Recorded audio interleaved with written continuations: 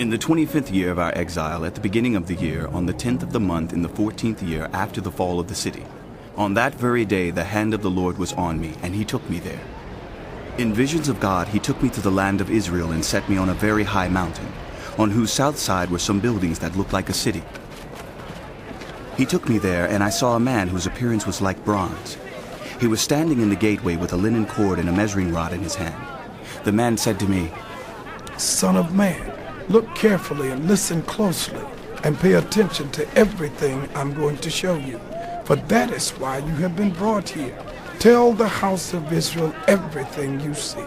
I saw a wall completely surrounding the temple area. The length of the measuring rod in the man's hand was 6 long cubits, each of which was a cubit and a handbreadth. He measured the wall. It was 1 measuring rod thick and 1 rod high. Then he went to the east gate. He climbed its steps and measured the threshold of the gate. It was 1 rod deep. The alcoves for the guards were 1 rod long and 1 rod wide, and the projecting walls between the alcoves were 5 cubits thick. And the threshold of the gate next to the portico facing the temple was 1 rod deep. Then he measured the portico of the gateway. It was 8 cubits deep, and its jambs were 2 cubits thick. The portico of the gateway faced the temple. Inside the east gate were 3 alcoves on each side. The 3 had the same measurements, and the faces of the projecting walls on each side had the same measurements. Then he measured the width of the entrance of the gateway. It was 10 cubits, and its length was 13 cubits. In front of each alcove was a wall 1 cubit high, and the alcoves were 6 cubits square. Then he measured the gateway from the top of the rear wall of one alcove to the top of the opposite one. The distance was 25 cubits from one parapet opening to the opposite one. He measured along the faces of the projecting walls all around the inside of the gateway, 60 cubits. The measurement was up to the portico facing the courtyard.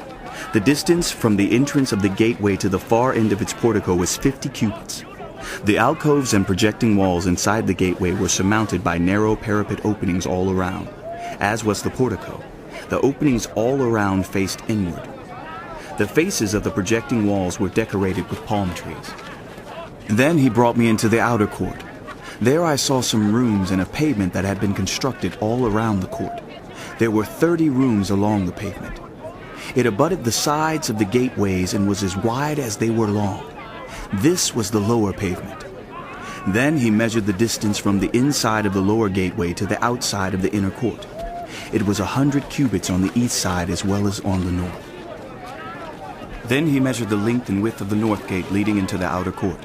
Its alcoves, 3 on each side, its projecting walls, and its portico had the same measurements as those of the first gateway. It was 50 cubits long and 25 cubits wide. Its openings, its portico, and its palm tree decorations had the same measurements as those of the gate facing east. 7 steps led up to it, with its portico opposite them. There was a gate to the inner court facing the north gate, just as there was on the east. He measured from one gate to the opposite one. It was 100 cubits. Then he led me to the south side, and I saw the south gate. He measured its jambs and its portico, and they had the same measurements as the others. The gateway and its portico had narrow openings all around, like the openings of the others. It was 50 cubits long and 25 cubits wide. 7 steps led up to it, with its portico opposite them. It had palm tree decorations on the faces of the projecting walls on each side. The inner court also had a gate facing south, and he measured from this gate to the outer gate on the south side. It was 100 cubits. Then he brought me into the inner court through the south gate, and he measured the south gate. It had the same measurements as the others. Its alcoves, its projecting walls, and its portico had the same measurements as the others. The gateway and its portico had openings all around. It was 50 cubits long and 25 cubits wide. The porticos of the gateways around the inner court were 25 cubits wide and 5 cubits deep. Its portico faced the outer court. Palm trees decorated its jambs, and 8 steps led up to it. Then he brought me to the inner court on the east side, and he measured the gateway. It had the same measurements as the others. Its alcoves, its projecting walls, and its portico had the same measurements as the others. The gateway and its portico had openings all around. It was 50 cubits long and 25 cubits wide. Its portico faced the outer court. Palm trees decorated the jambs on either side, and 8 steps led up to it. Then he brought me to the north gate and measured it. It had the same measurements as the others, as did its alcoves, its projecting walls, and its portico, and it had openings all around. It was 50 cubits long and 25 cubits wide. Its portico faced the outer court. Palm trees decorated the jambs on either side, and 8 steps led up to it. A room with a doorway was by the portico in each of the inner gateways where the burnt offerings were washed.